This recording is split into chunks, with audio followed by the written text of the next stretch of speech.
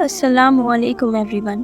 Screen پر آپ جو map دیکھ رہے ہیں اس میں کلیئرلی شو ہے کہ مدینہ ہے 7 گیٹس، یعنی 7 پلیسز ہیں جہاں سے آپ مدینہ میں انٹر کر سکتے ہیں۔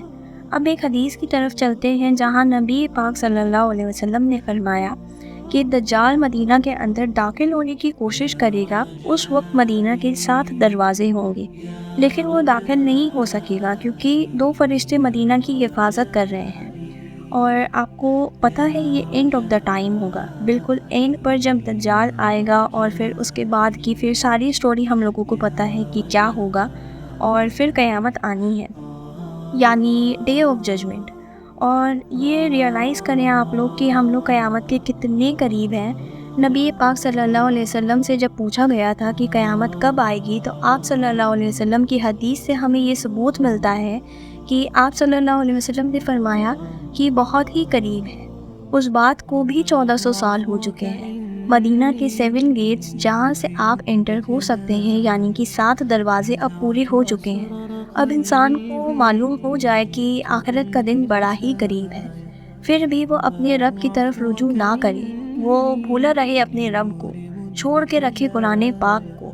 ویسے تو ہم لوگ نبی پاک صلی اللہ علیہ وسلم سے محبت کے بڑے دعوے کرتے ہیں، لیکن ان پر نازل ہوئی کتاب سے ہمیں کوئی محبت نہیں۔ کتنے ایسے لوگ ہیں جنہوں نے قرآن کی تفسیر پڑھی ہوگی، کتنے ایسے لوگ ہیں جنہوں نے قرآن پاک کا مطلب سمجھنے کی کوشش کی ہوگی۔